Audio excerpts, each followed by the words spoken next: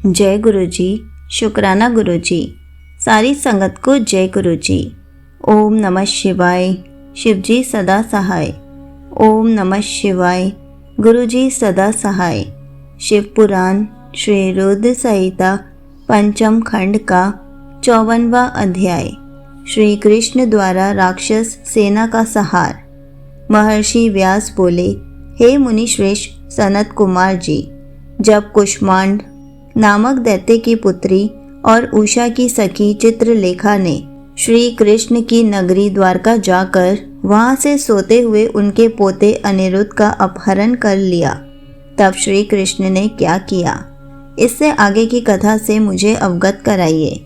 महर्षि व्यास के इस विनम्र आग्रह को सुनकर ब्रह्मपुत्र सनत कुमार जी बोले, हे व्यास जी, जब चित्रलेखा रात्रि के समय सोते हुए कुमार अनिरुद्ध को उठाकर ले गई और वहां सुबह द्वारका में जब अनिरुद्ध अपने कक्ष में ना दिखाई दिए तो उनकी तलाश आरंभ की गई, परंतु वे जब द्वारका में थे ही नहीं तो मिलते कहां से।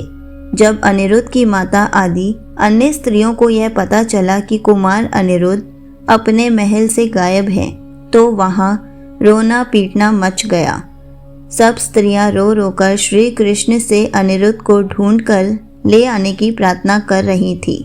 श्री कृष्ण भी बड़े परेशान थे कि आखिर अनिरुद्ध महल से गायब कहाँ हो गया।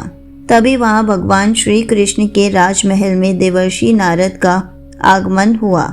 नारद ने भगवान श्री कृष्ण को चिंतित देखा तो अपनी आदत के अनुसार सारी बातें उन्हें बता दी। सब कुछ जानकर भगवान श्री कृष्ण ने अपनी अक्षौहिणी सेना के साथ दैत्यराज बाणासुर की राजधानी शोणितपुर पर चढ़ाई कर दी। प्रद्युम्न, युयुधान, सांब, सारण, नंद, उपनंद, बलभद्र और कृष्ण के सभी अनुवर्ती इस युद्ध में उनके साथ थे। जब इस प्रकार भक्त वत्सल भगवान शिव ने अपने परम भक्त बाणासुर पर संकट को आते देखा तो वे स्वयं श्री कृष्ण से युद्ध करने के लिए आगे आ गए, क्योंकि शिवजी सदा ही अपने भक्तों के अधीन रहते हैं। तब भगवान शिव और श्री कृष्ण की सेना में बड़ा भयानक युद्ध आरंभ हो गया। दोनों सेनाएं एक दूसरे पर विविध दिव्यास्त्रों का प्रयोग कर रही थी। दोनों में से कोई भी सेना हार मानने को तैयार नहीं थी। तब भगवान श्री कृष्ण स्वयं देवादिदेव भगवान शिव के पास गए और हाथ जोड़कर उन्हें प्रणाम कर उनकी स्तुति करने लगे। श्री कृष्ण बोले, हे देवादिदेव, हे भक्त वत्सल, हे करुणा निधान भगवान शिव, आप सब प्रकार के गुणों से प्रकाशित हैं और अपने दुखों में डूबे हुए भक्तों को दुखों के सागर से उबारते हैं। भगवान, आज आप क्यों इस संसार की माया में लिप्त हो रहे हैं? प्रभु, यह तो आपके आदेश के अनुसार ही हो रहा है। पूर्व में आपने ही गर्व से भरे दैत्यराज बाणासुर को शाप दिया था कि उसकी 1000 भुजाओं का नाश शीघ्र ही होगा।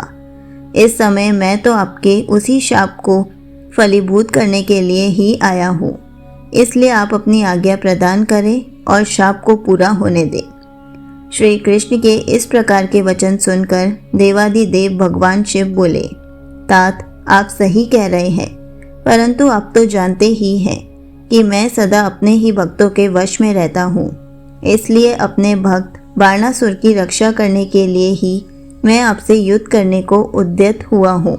आपको ही अपना कार्य पूर्ण करना है और शाप को भी पूरा करना है, इसलिए दैत्यराज बाणासुर से युद्ध करने से पहले आप मुझे जृंभणास्त्र नामक शस्त्र द्वारा जिम्भरण कर दीजिए, फिर अपने कार्य को पूरा कीजिएगा। भगवान शिव की आज्ञा का पालन करते हुए भगवान श्री कृष्ण ने तुरंत जृंभणास्त्र नामक अस्त्र छोड़ा, जिसके फलस्वरूप भगवान शिव चिंभित हो गए और मोहित होकर युद्ध को भूल गए।